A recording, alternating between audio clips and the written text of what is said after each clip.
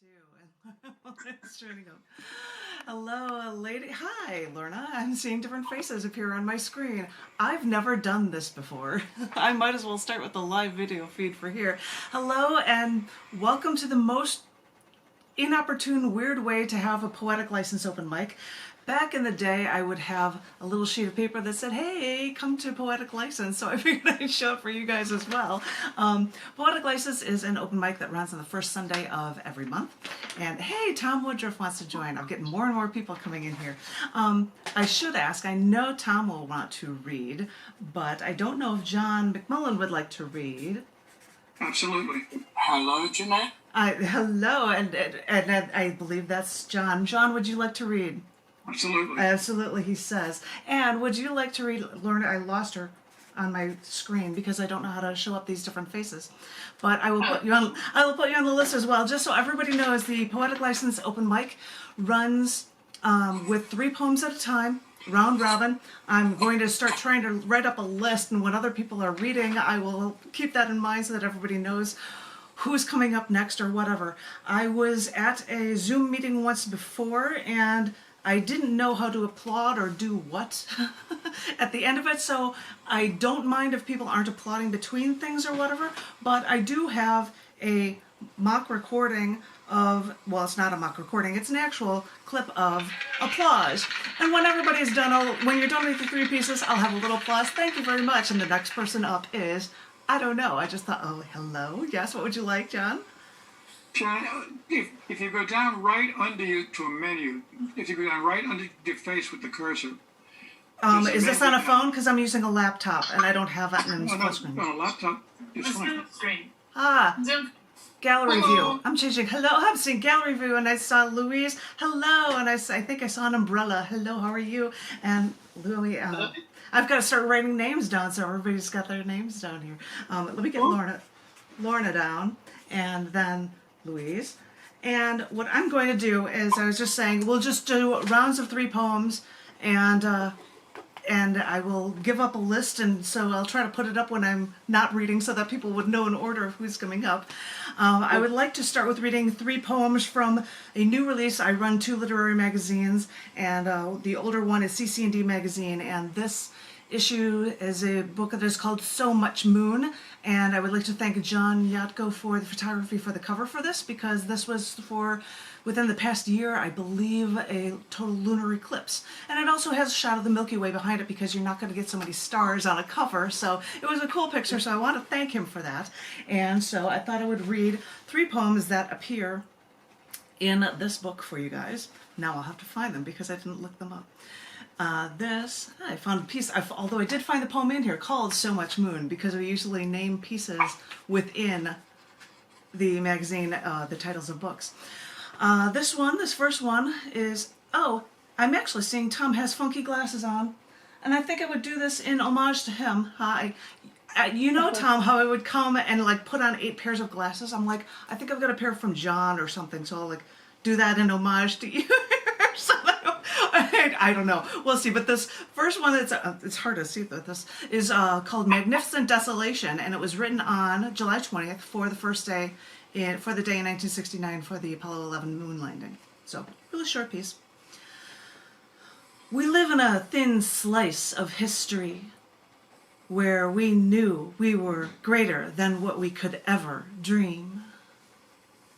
In a blink of an eye, we risk our lives because there was no other choice for this moment of magnificent desolation.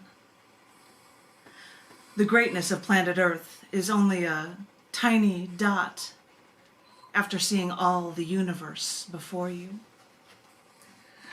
Short and sweet. The second one, because we've got to have things that are dated for July, was written on July 7th and is on the date in 1456, where a retrial verdict acquitted Joan of Arc of heresy 25 years after her death. So this is written for that, and this is called Kill Us for Our Beliefs. This is a cycle we live in now. If we women are strong, if we fight for what's right with our life, we can lead armies, we'll do everything in our power, and we can do the right thing and stand on the moral ground. And it may still seem to no avail, for they will still kill us for our beliefs. It won't matter in the here and now what happens to us, even if the ones who killed us later acquit us for any wrongdoing. Women face uphill battles every day, but struggles do lead to change, even if only after a lifetime of fighting.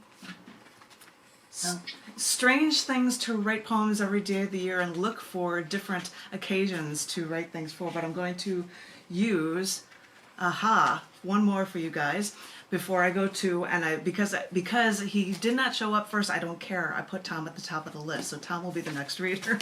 And I like, by the way, your background of the masks for Star Trek, by the way. Just wanted to say that. I thought that was funny. Sorry. But this last one for you guys from cc&d is called Vaguely Crafted Verses. It was written the day in 1566 when Nostradamus died, which is July 2nd. When Nostradamus died, in case you didn't hear, sir. I gotta give you some quatrains because that's how we roll here with this one. This is called Vaguely Crafted Verses. When you first fall and no one is there to pick you up, dust yourself off, for you have the power to keep going. Now facing a solitary battle, the one you once trusted will turn against you and rip you of your innocence. Your intellect will lead to extinguishing all doubt of capabilities once you truly reveal yourself. When all seems safe and clear, terror will come from behind and leave you defenseless to piece your life back together. After leaving for too long and not seeing the signs is when the beyond claims loved ones to the afterlife. Approaching new struggles, true safety will arrive where you least expect it and bring you true love to your destiny. The beauty in these vagueness of just the right word combinations and thoughts can revolutionize the astrologer. Claiming vague notions based only on things they can decipher leads leaders of the paranormal to hone in on the desperate. Those looking for answers, those who don't know where to go, they are the ones who open their minds to the impossible. And that, when they open their doors, that is when you step in with just the right words to guide them through to what you choose. An astrologer is a wordsmith, vaguely piecing together a script anyone can believe, so they will blindly follow. And that vagueness is the key, because no one can prove you right or wrong. You were just sharing words. So listen to these words, and some of these quatrains will ring true to you. Place your thoughts into these words and make them your own. Connect with them, because throughout all ages, this is the real power of words. Yeah. So there you go, ladies and gentlemen. That's when I am supposed to give up my cue, and yay, wonderful applause that I'd get on that one. Yay. Done with the reading for that one. That's why I said, you don't need to be doing readings or whatnot, or applause or whatnot, so I got a cheesy little goofy plot in there. So I will ask the first open micer, quote unquote, to come up, and I'll leave a little list in case people wonder.